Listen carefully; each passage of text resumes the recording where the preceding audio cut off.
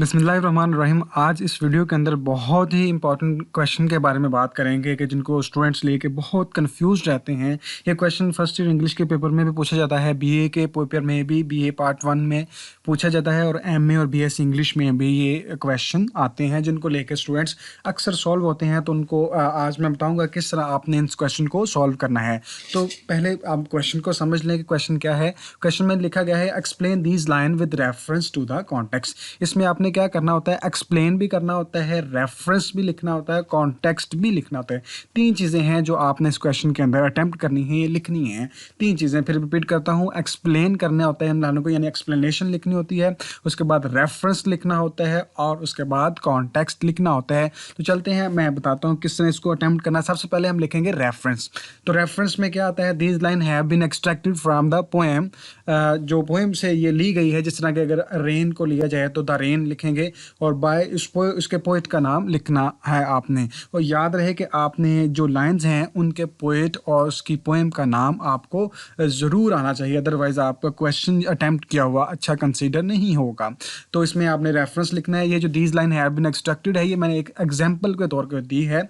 आप इसकी जगह पे कोई और अच्छे अल्फाज में अपनी वोकैब के साथ, अपनी सेल्फ क्रिएटिविटी के साथ, कुछ अच्छे अल्फाज के साथ इसको एक्सप्लेन कर सकते हैं जो कि आपके जहन में हैं। जितने अच्छे अल्फाज, डिफरेंट अल्फाज यूज़ करेंगे, उतना ही चेक करने वाले पर आपका अच्छा इंप्रेशन पड़ेगा।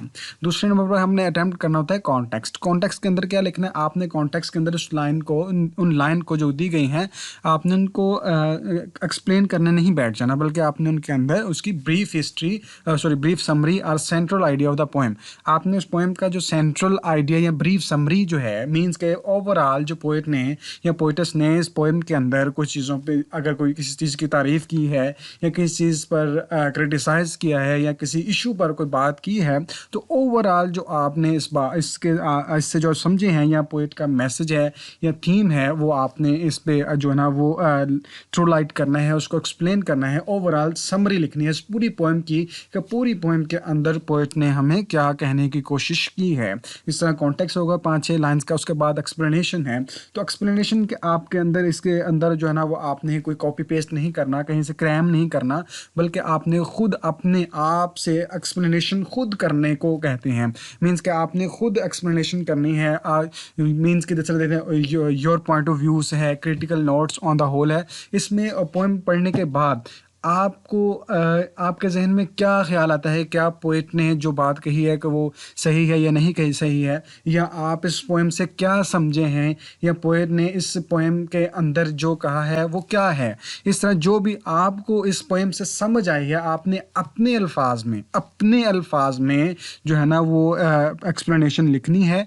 और इसके साथ साथ क्रिटिकल नोट्स लिखने से बहुत अच्छा इम्पैक्ट पड़ेगा चेकर पर। क्रिटिकल नोट्स क्या होते हैं, जिस तरह के पोइट ने इस पोएम के अंदर कौन कौन सी लिटरेरी या ग्रामेटिकली जो है ना वो टेक्निक्स यूज़ की हैं, वो आप इसमें लिख सकते हैं। और बिल्कुल फिर रिपीट कर रहा हूँ कि एक्सप्लेनेशन में आपने अपने अल्फाज के साथ लिखना होता है कि आपने इस पोएम से क्या सीखा या क्या पढ़ा या क्या राय है आपकी इस पोएम के अंदर, उसको एक्सप्लेनेशन कहते हैं। तो 1-1.5 पेज की ये होनी चाहिए।